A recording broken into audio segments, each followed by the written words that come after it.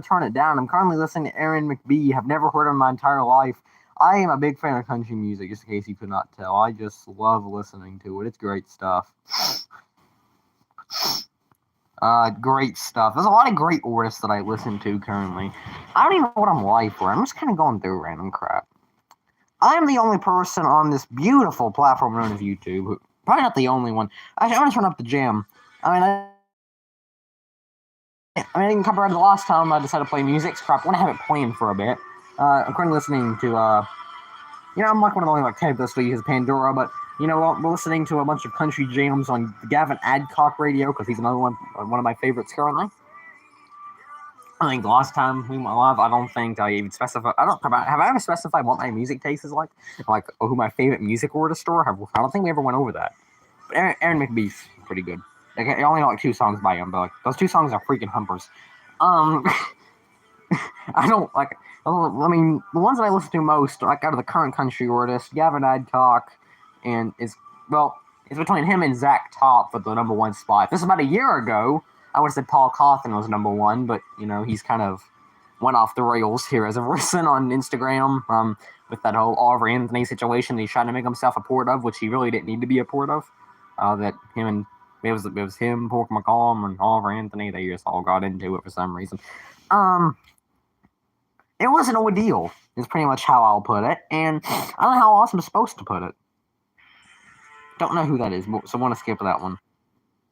Okay, there's an advertisement. Either way, what I wanted to say is, since I know that I have made my profile Emma Myers on every single platform, and I'm happy to admit that I did. I would say something, but I can't say it live on the air, so while we listen to Gavin Adcock, we're going to go find random things to do, and after this, I'm probably going to turn the music off. What if I talk about stuff that I've seen here as of recent? I can't sing, so I'm not even going to make an attempt. I mean, I've sung this song before. I'm not actually I haven't. I'm already seeing Gavin Adcock in June, so I'm not gonna act like I'm not gonna act like I don't know a thing or two about it.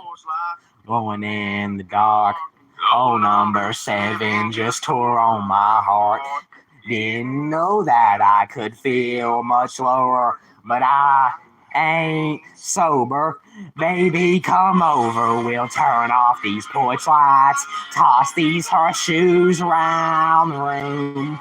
I'll have a rabbit's foot laying by the bedside table, getting lucky as a 4-leaf clover. Woo! Alright, that's enough of that. Just want to go into that system. Now we can go into what I wanted to talk about. That's enough of Gavin. I'll just have it playing as I try to find things to talk about. People have been up in arms on Twitter for the past day. I mean, the last time I went live, well, at least last time up was in November. Since then, I've gotten a few of my videos booked and I had to delete them. But the other thing is, since then, we have an election. And since then, I feel like we have seen news that I can't understand. I'm not going to go over who I support because I'm literally about to turn 15 here in a few months. I don't know a single thing about politics. But since then, we've seen how Donald Trump is trying to get both Canada and Greenland, and he's changing the name of the Gulf of Mexico to the Gulf of America. I don't know what's going on, to be completely honest, but it's certainly something. But I'm not going to get into political ordeals. We're going to go check what people have to say. I mean, I've seen people up in arms over crap. I'm sorry that your favorite... I probably shouldn't say that either. But either way, great music. Very great music. Some degree, I can't do the Donald Trump voice either. Either way. What I mainly wanted to talk about was all the random NASCAR crap, because even though some people tell me that, some people said that they no longer watch NASCAR, we all know they'll be watching when Bowman Gray comes around, which we'll get to Bowman Gray here in a moment. I'll give my opinions on that one. Crap, one more time just for good measure, because I guess my voice isn't bad enough. Baby, come over, we'll turn off these porch lights, toss these horseshoes around the room. I'll have a rabbit's foot laying by the bedside table, getting lucky as a 4-leaf clover. Woo! I know people complain about Gavin's voice, but he's kind of like that one. He's like that one guy at the party who can't sing, but by God, if it won't be entertaining. He's kind of like like that guy. The difference is that he's more entertaining than said people. I mean, crap, he'll just chug a bottle of Jack Daniels just because he feels like it, so. Okay, that's enough music. Since we got another advertisement, I want to switch over whatever this is. And I am not going to listen to that, so that's pretty much going to end those videos. Ah, man. There's also a fire. Man arrested after trying to enter the U.S. Capitol with a machete and 3 knives. Well, he's a few years late on that one. He's a little late on that one. So what I wanted to go over tonight was mainly all the NASCAR stuff, because as you know, I film NASCAR, and it's one of those things where I don't know when I'm going to stop doing it. I want to stop doing it after this year, but at the same time, I probably should say that, but either way, I want to see what we do. First and foremost, though, I'm going to go over the schedules for all 3 series, plus Orca. I'm going to go over Orca 2, because I just don't care anymore. But we'll go over the schedules first. And there's a few changes to every schedule, some new tracks and all that good stuff, I guess you could say. The Clash for this year, as you know, the last few years, it's been at the Los Angeles Coliseum in Los Angeles, and this year it's been moved to Bowman Gray Stadium in North Carolina, which that might be the biggest crap show of all time. It very well might be. It might be just utterly stupid. It's also been renamed from the Bush Clash to the Cookout Clash, because it is in North Carolina. I'm pretty sure that's where Cookout's located. And of course, as you know, as it's been for since the 1950s, Daytona starts off the season with the duels, and of course the Daytona 500. Atlanta still the race of the season. Circuit of the Americas moves up to the 3rd race of the season. Homestead gets moved back to the spring. I probably should go to the full schedule. Yeah, it's Daytona, Atlanta, then Circuit of the Americas, then the West Coast Swing with Phoenix and Las Vegas, then Homestead, then Martinsville, Darlington, no longer on the Mother's Day slot that it was on. It's now on April the 6th. There's the Bristol Spring Race, Talladega. They do have a week off, but we'll go over that in a moment. And then which, God Almighty.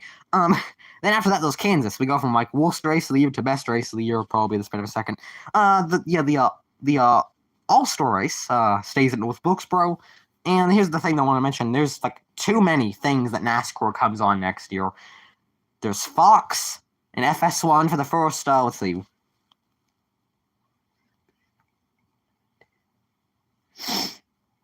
Yeah, Fox has it for the first 5. Fox has it for the first. They have it for Bowman Gray Stadium. Then the duels, the Daytona 500, Atlanta, and Circuit of the Americas. Then it moves to FS1 for Phoenix and Las Vegas. And then they take the rest of the schedule from there, other than Fox, who's going to have Talladega, and that's the last one they're going to have. But then it moves over to Amazon Prime, which I'm hoping that it will be just like how they do with Thursday Night Football, which streamed live on Twitch, but we'll see. They're going to have the Coke 600. Nashville will be moved up a little into the season, probably because maybe it won't be as hot that time. I've been to Nashville once. I can tell you it's probably the hottest place I've ever been to on God's green earth. Michigan. Then they take a trip to Mexico for the Mexico City race, which Brett Griffin is probably shivering in his boots with that information. And then Pocono. And the Amazon Prime portion of the season. And then they move over to TNT for 5 races, which also be it'll be what is it called? A multicast? Is that I don't know. It's gonna be multicasted for TNT and Max. There you go.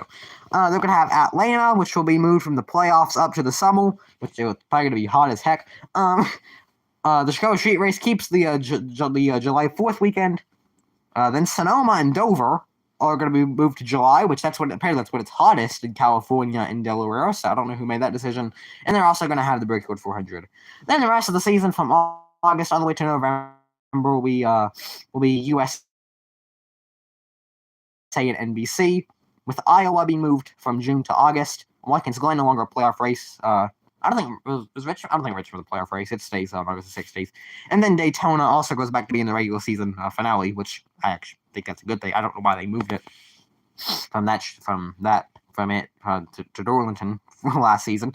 Darlington will return as the race that starts the playoffs.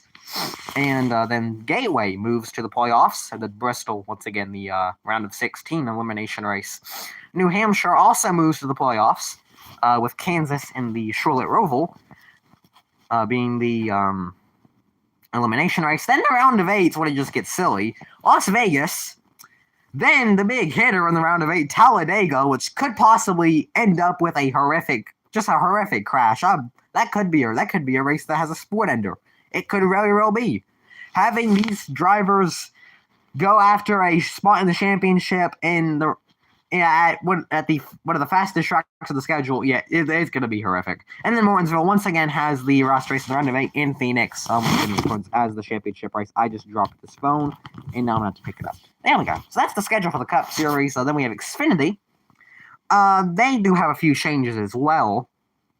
Of course, Daytona, Atlanta, Circuit of the Americas, Phoenix, Las Vegas, Homestead, Martinsville, Darlington, Bristol, and then of course and when I mentioned there was an off week for the Cup Series, the Xfinity and Truck Series plus the Orca East Series will take up that spot, and they will be going to Rockingham, which I've never actually watched a race at Rockingham, so that one should be fun. And then Talladega, Texas, Charlotte, Nashville, Mexico City, Pocono, Atlanta, the Chicago Street Course, Sonoma, Dover, Indianapolis, Iowa, Watkins Glen, Daytona. Portland will be moving to later in the season in August. And then Gateway will be the last race of the regular season for them. Then Bristol, Kansas, in the Charlotte Roval will be the first races of the round of 12. The round of 8 will be Las Vegas, Talladega, and Martinsville. And, of course, Phoenix will end the season. There you go. Then for the trucks, they went from 23 races to 25, if I'm correct. So, Daytona, Atlanta start off the season. Circuit of the Americas was taken off the schedule. They will have a few weeks off before they go to Las Vegas. Then Homestead, Martinsville, Bristol, Rockingham, of course, for them. I didn't have no clue it was called I guess that doesn't make sense. I didn't know it was called Rockingham Speedway. I don't know. I think I'm drunk. Then Texas, Kansas, North Wilkesboro, Charlotte, Nashville. The Truck Series for the whole steps of 2020 goes back to Michigan. Then Pocono. Then a new venture for the series at Lime Rock, which I don't know a single thing about that track. I'll be completely God's honest. I've heard Lime Rock's a great track, but I've never actually watched a race at it. So, then Lucas Oil. Lucas Oil Indianapolis Raceway Park is what I probably should have called it, but I'm drunk, so sometimes when I get on that goddamn Mountain Dew, crap goes off the rails. Then the Truck Series goes back to Watkins Glen, and then Richmond once again will be their regular season finale. They will only have one Darlington date, which will be in August. That starts off the playoffs. Bristol and New Hampshire, the other races for them. Their first trip to New Hampshire since 2017, I think. That will be their round of 10 ending for that series, and then of course the round of 8. For the first time, they'll be going to the Charlotte Roval, which God bless them, that might get ugly. Then Talladega and Martinsville. Then on Halloween night, it will be the championship race for them. But we're going to go over Orca too, because I just don't care anymore. We're going to go over a lot of stuff. We're still going to go over the driver changes, and that's all. That's going to be the last things we go over. I'm not going to go over it for the Orca East and West series. Technically not, because I don't really see a point, really. But, yeah. Orca, there's not many changes to their schedule. They do have a few new dates, but it's not really that different. They start off their season at Daytona. They have like a month off before they go to Phoenix. They have another month off till they go to Talladega. Then Kansas, Charlotte, Michigan, Berlin, Elko. They go to Lime Rock with the Truck Series. Then Dover, Lucas Oil Raceway Park, Iowa, Watkins Glen, the Illinois State Fairgrounds. Yeah, this year they're not going to do what they did last year, where they had a race at Michigan. Like last few last few years where they've had one race one day, and then like 2 days later they have another race. They're not doing that this year, which probably does help the teams out a lot because they won't have to do much traveling. And I think last year, when it was Michigan followed by Illinois, there was a chance of weather at Michigan, so I don't think they wanted to have to go through all that again. Then Madison International Speedway comes back to the schedule. I think this is the first race for that track since 2018. I'm not quite sure on that one. Then the DuQuoin State Fairgrounds, Bristol, Salem moves to September. It wasn't July, but now it moves to September. Then Kansas and Toledo return to the championship race. Might as well go over the East Series and West Series as well. The East Series, most of their races are just combination races with the main series. It's Five Flag Speedway, Rockingham, the Nashville Fairgrounds, Flat Rock, and then those 4 races like the only 4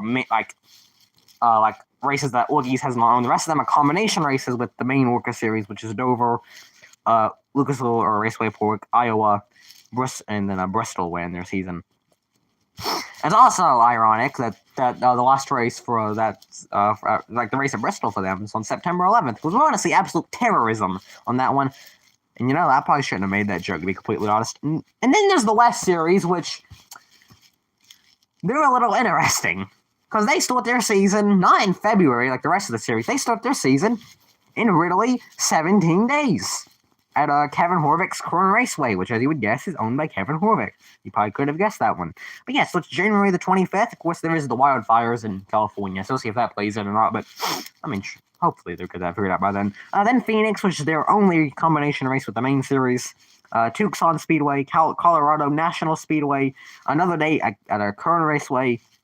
Sonoma, Tri-City, Portland, All-American, Madera, the Bull Ring at Las Vegas, back on the schedule. Then Phoenix will end their season. This year, though, Phoenix is going to be on the day of the Xfinity race instead of the Truck race. So, all right, that's every single schedule. Now we've got to go over all of the drivers. I hope you're prepared. We're going to go to the J-Ski website. I think that website is a very great website. I've used it quite a bit, so. But yeah, there's a lot of news throughout that ordeal. I'm going to go through all the new, all the new stuff here. And, so I want to go over the new driver changes. The first one being Frontrunners Motorsports now has a new, of course they picked up another Shortle. Noah Gragson will be going to them, driving the number 4, which it's pretty much the same car that he drove with Stuart Haas, but it doesn't really matter. Of course, Justin Haley, now in the number 7. Of course, he did drive there last season after they fired Corey LaJoie, and now Haley does have the full-time ride, so. Another new core, originally was, of course, Ty Dillon will take over the number 10, which was the number 31 for Daniel Hemrick, but Dillon, but it will be renamed to number 10 for Dillon. AJ Allmendinger will return to the Cup Series after a year back down in Xfinity, which I feel like he's going to keep doing a repeat every time he realizes that he isn't that good at Cup. He'll just go back down. Chase Briscoe in the 19 now, replacing the retired Morton Truex Jr.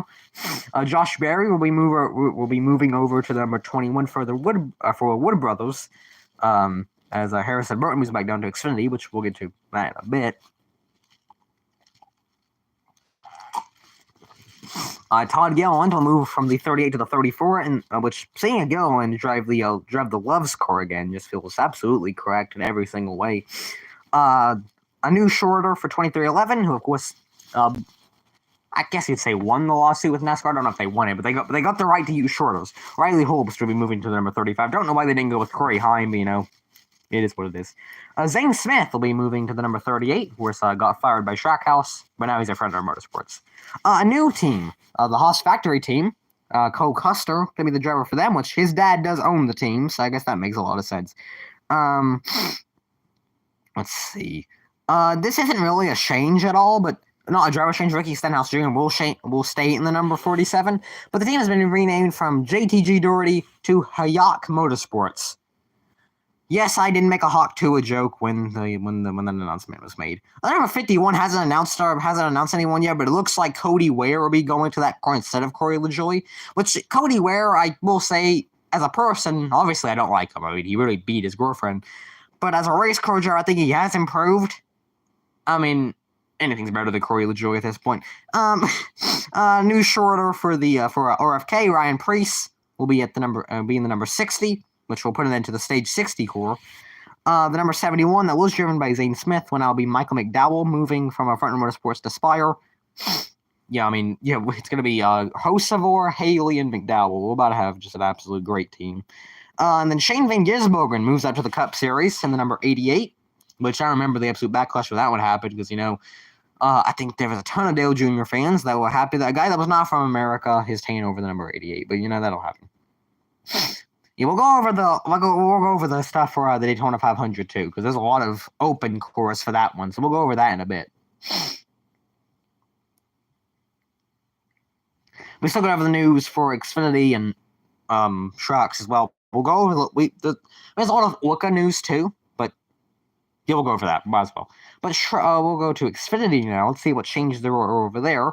The Haas factory team also will be in Xfinity. Sheldon Creed will drive one of the cars. Hopefully this time he can actually run higher than second. He's driven for Richard Childress and Joe Gibbs, has yet to win. Now we get to ride a Haas, and we'll see how he does. I'm hoping he can finally win. I'm going to go over this too. I saw somebody on Reddit say that they didn't like Sheldon Creed just because he looks like the Pillsbury Doughboy with glasses, and I feel like that's actually an honest description. Carson Quaffle will play Sam Mayer in the number 1. This will be Quaffle's rookie season. Porker Retzloff will move over to Alpha Prime in the number 4 core. And then the dumbest one of all, I don't even know what our Motorsports was cooking with this one, but Chris Wright will move from Venturini in the Orca Series up to Xfinity to drive the number 5. I don't quite know why they replaced Anthony Alfredo with Chris Wright, but, why not? There's not really a change with the number 8, which is still driven by Sammy Smith. The only difference being that the font will be the classic DEI font that Dale Jr. used when he drove the number 8, so that's pretty cool. It doesn't really, I wouldn't say that it fits on the core, though, but, it's still nice to see. Daniel Dye moves up to the Xfinity Series to drive full-time for Colleague. There's a rumor that Michael Waltrip helped get that right, and honestly, I need to know how... that's probably the gayest thing I've ever said, but I need to know how big its wiener is, because god dang, Michael Waltrip is slobbing on it. Garrett Smithley will be driving full-time on the number 14 of SS Greenlight. Didn't even remember that news. I don't think that news even got around to me. Harrison Burton moves down to the Xfinity Series in the number 15. Hopefully he can actually stay at the team. Of course, they had a number of drivers last year. Haley Deegan was supposed to run the whole season, but they fired her at the halfway point. They had Joey Logano in for a few races. Josh Berry's there for a few races. Then they had Gus Dean, Lawless Allen. They just went through a ton of people till they finally found. Because now they finally got Harrison Burton for this year. Christian Eckes will move up from the number 19 truck up to the 16 for Colleague. William Sawalwich, of course, just absolutely lit up the Orca Series last year and really the year before. Will be taking over the number 18 that was driven by Sheldon Creed. The number 19 will be the All-Star car now that Brandon Jones will be taking over the number 20. He moves. He went from Joe Gibbs to Junior Motorsports, and now he's back at Joe Gibbs. But the number 19 will now be the All-Star car. I assume Eric Amarillo will make a few starts. Justin Boston I think they announced that either today or yesterday that he will be driving a few races. Dean Thompson will move to the number 26 for Sam Hunt Racing.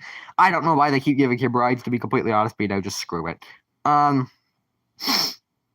Blaine Perkins will move from the number 29 for Ryan Sieg to the number 31 for Jordan Anderson in place of Porker Retzloff.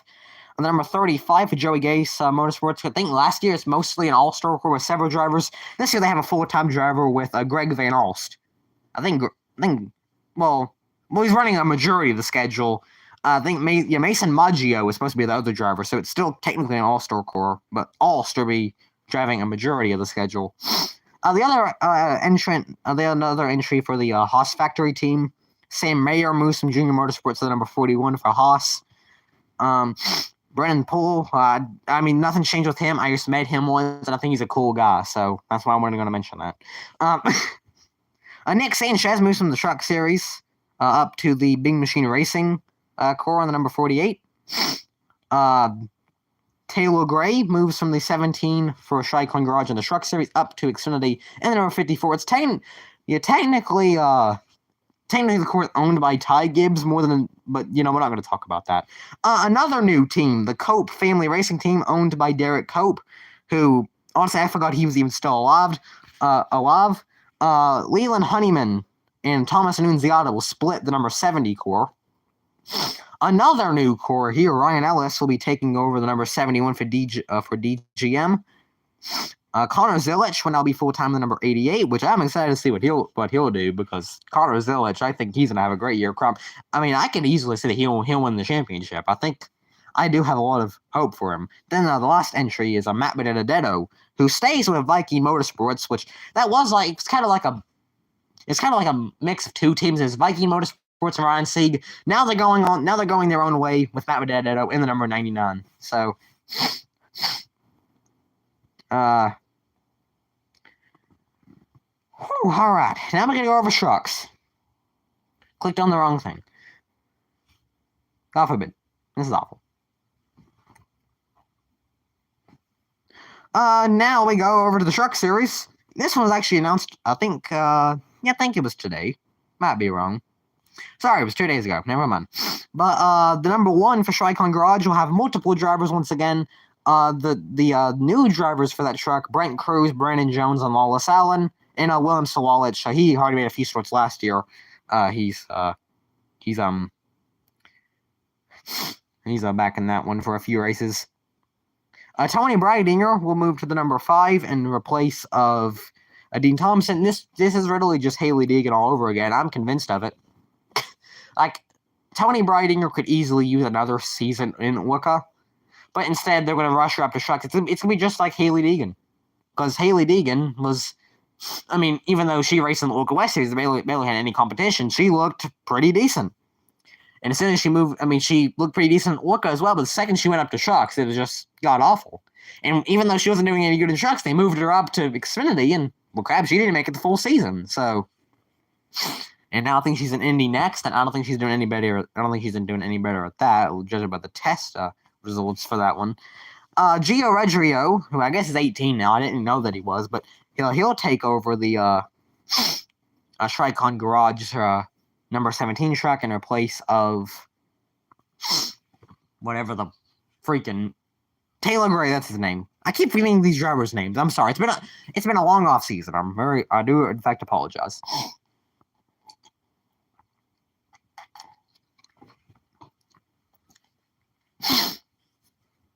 Daniel Hamrick goes back down to the Truck Series. You have the number 19 in replace of Christian Eckes. Dawson Sutton will move up to the will be a full-time driver. Dylan last year, but now he's going to be a full-time in the now renumbered number 26. I don't think Brad Holmes I think his team shut down, so I don't know about that one. Lawless Allen, of course, as he's driving for Shy-Con Garage now, William Brothers Racing has replaced him with Frankie Muniz, which I don't expect Frankie to do much, but, it's still nice to see Frankie still out there, by God. God bless him. Christian Rose is going to be driving the number 44 for Nice Motorsports, which, God bless him. Caden Honeycutt now full-time with the 45, so no part-time truck, it looks like, for Nice Motorsports this year. Let's see. I don't think there's many other changes. Well, other than that one, Connor Mozak will be in the number 81 as a teammate to Tyler Ankrum and Daniel Hamrick.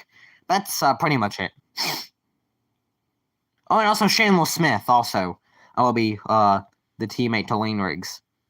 Yeah, Shanley Smith, it's nice to see that he got it right as well. Sorry. But as I was saying, we're going to go over WICA now. Damn.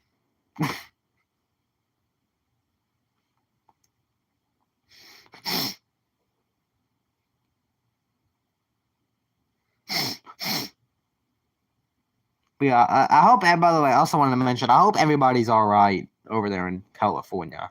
That's another thing I wanted to mention. It's just horrific to see. That's the thing. Of course, only a few days into the year, and I feel like everything's went wrong. But I hope everybody is all right over there, and I hope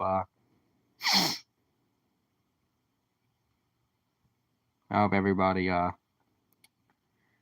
don't know. I can't even speak correctly. What I wanted to go over though was all the Wooka news. Mainly, most of it's just for Daytona because that's like the main stuff that I want to go over. So I don't even know where we're gonna store it. Like I don't know where we're gonna store it here.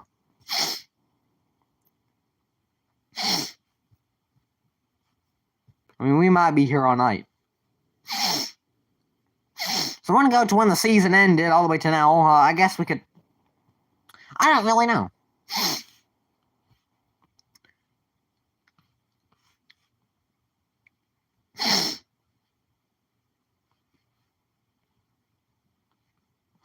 Alright, we're gonna try to get this figured out. We're gonna go over this Orca news, whether it's the last thing I do on this planet.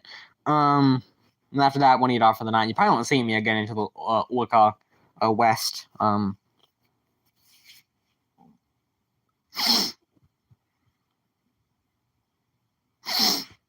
The Orca West,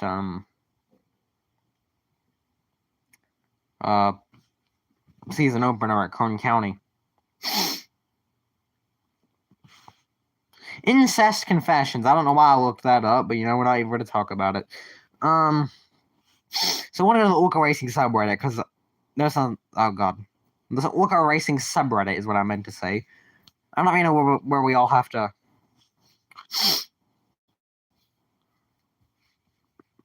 get to here.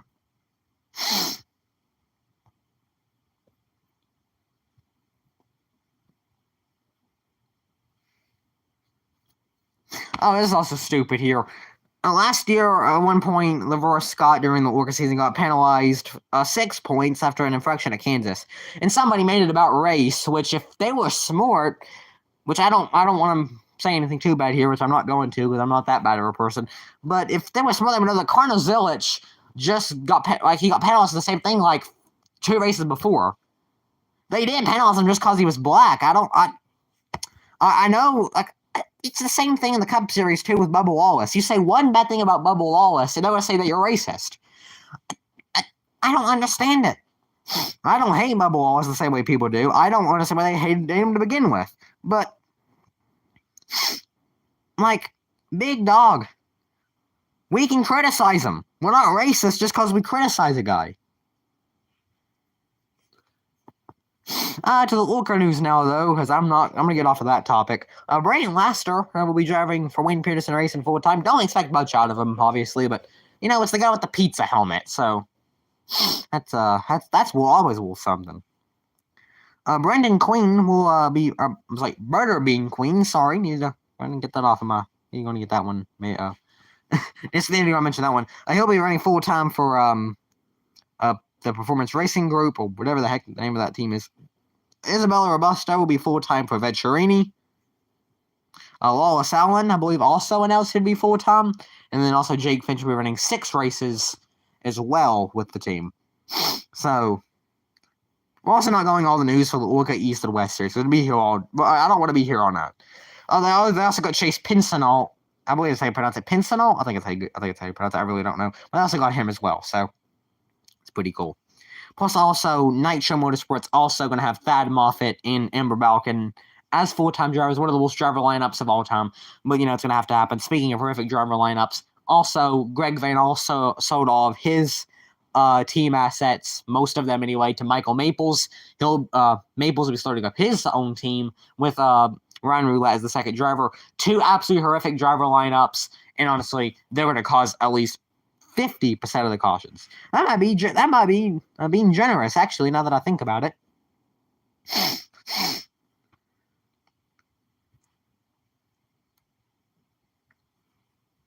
Apparently, an LA newscaster was asked by a random man where the fire started. What did you really?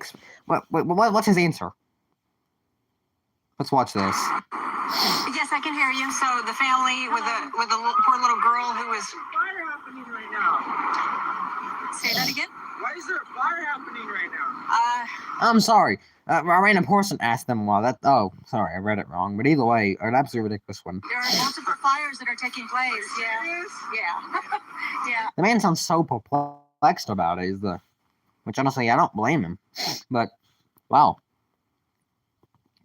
Oh yeah, I forgot to go over the open entries for the Daytona 500. Sorry, I knew I forgot something. Oh crap, we'll go over that last. That's what we'll go over last.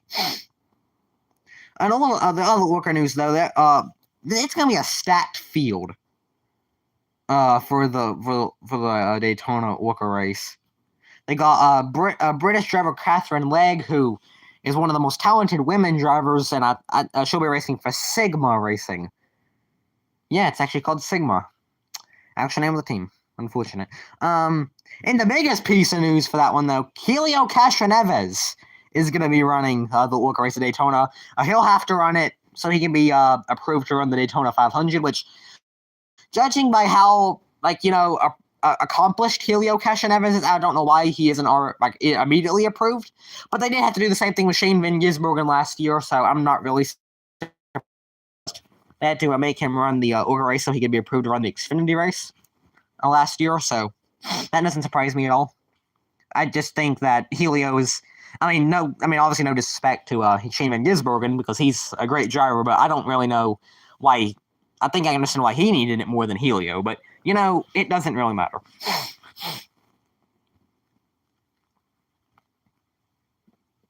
Also, the Orca test session, it's at Daytona. There's a lot of crazy crap on there.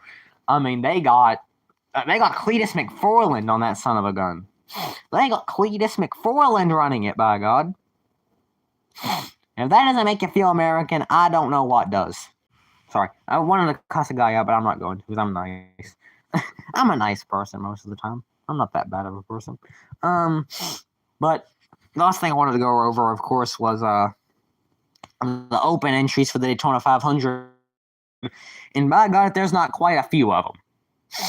Which, of course, there's probably going to be more news announced. I don't know if I'll go live for that or not. I just want to go over it tonight because everybody else is. So I feel like I might as well just going to jump on that train and ride the heck out of it. As far as the thumbnail for this live stream is probably going to be Emma Myers. I hope that's all right with everybody. I just love women. I don't know what else to say about it. Either way, the open entries for the Daytona 500. It's been a while since we've gotten this many cars for the Daytona 500.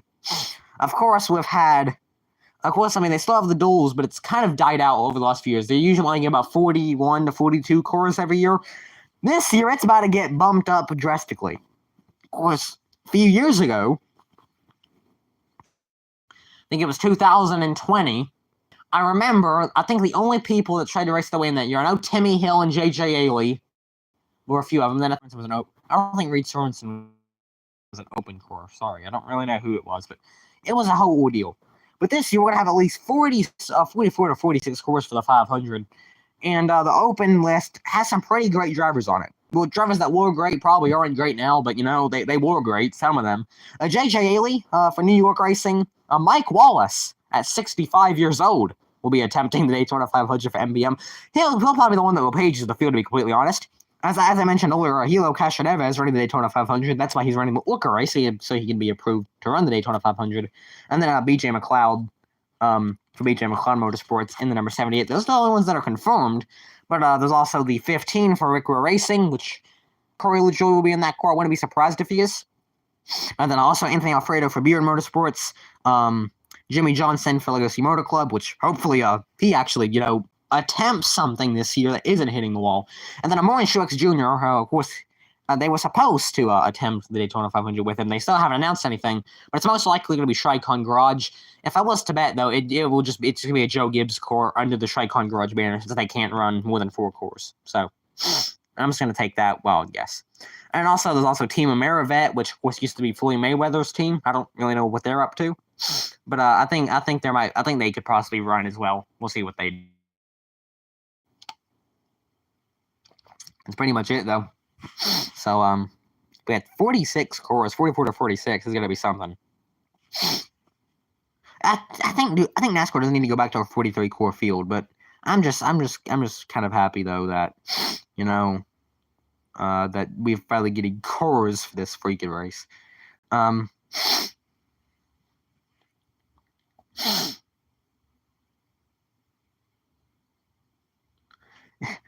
It's duel 2 and coming out of turn 4. Jimmy Johnson throws an unnecessary block, wrecking the whole field, which includes Cashin Evers and Morton Truex Jr. and allows Yaley and Wallace, who are well off the pace, near 30 seconds behind the pack, to make the 500. I'm prepared for that. I am prepared for Jimmy Johnson to do the dumbest thing imaginable, and then Mike Wallace makes the race, even though he's 65, and it'll be 3 laps down by lap 50. I mean, I know it's difficult to go a lap down in the super speedway, but my God.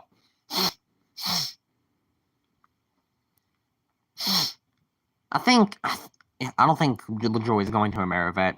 I think he's...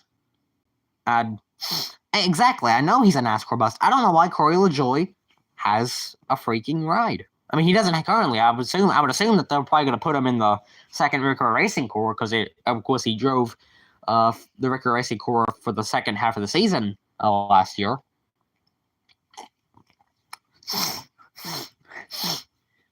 Yeah, it's gonna be ridiculous if Mike Wallace qualifies for the race and Jimmy Johnson doesn't. I feel like Johnson's probably gonna make it on speed though, because they always take a few drivers in on speed. I assume Cashin Evers, Johnson, and Truex make it in on speed, and then it's gonna be a free for all with the back markers. So, because I mean they always take 2 or 3 drivers in on speed. If I was to bet, Cashin Evers, Johnson, and Truex are gonna make it in on speed no matter what. So. I would sure hope that Hilo Cashin Evers, who is a 4-time winner of the Indy 500, Jimmy Johnson, who is a 7-time NASCAR champion, and Martin Truex Jr., who is a several-time winner and champion in NASCAR, all make into the Daytona 500. I'd sure hope. The Money team and Team Amerivet are the same exact team. It's the same exact team. Floyd Mayweather doesn't have anything to do with it. I don't think he ever had anything to do with it. I think it was just Storcom Racing, just with more Floyd Mayweather. I don't think he ever cared about that team. And if he did, I'll be utterly surprised. I know they still had a lot of Storcom employers, so it was mainly just Storcom. It was just owned by Floyd Mayweather. But he no longer has anything to do with that team. It's now Team Amerivet, and they're just cooking. That's pretty much going to do it. I've went over everything I need to. I've been live for almost the past hour now.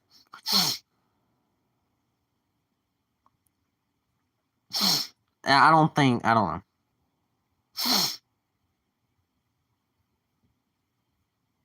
Anyway, I would like to say, you probably won't see me again until January the 25th for the Wooka West opener, so. All I want to say is that I think Emma Meyer is a very attractive woman. There's a reason why I made her my profile, and I wish she'd look at me the way that she's looking at said person in the profile that I have. And that's a gun. That's a guy pointing a gun at the wildfire. That's gonna accomplish crap. Seriously, I love y'all. I'll see y'all in like a month probably. Oh, so I wanted to mention, real quick.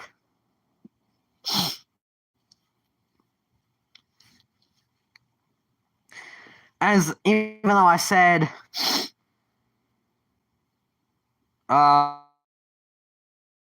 some of my videos got blocked, I'm going to try my hardest to make every single video I make underneath a minute, which means that I'm going to have to go back to the days of filming the road courses in multiple ports, which is very unfortunate. But, you know, we're going to make Canada a state. I might as well just do whatever the heck I feel like. We're making Canada a state. We're making Greenland a state. We're about to change the Gulf of Mexico to the Gulf of America. We might as well go ahead and lock in. That's nothing to do with what I just said. Either way, I love y'all, and I wish Emma Mars would beat the heck out of me. See y'all later.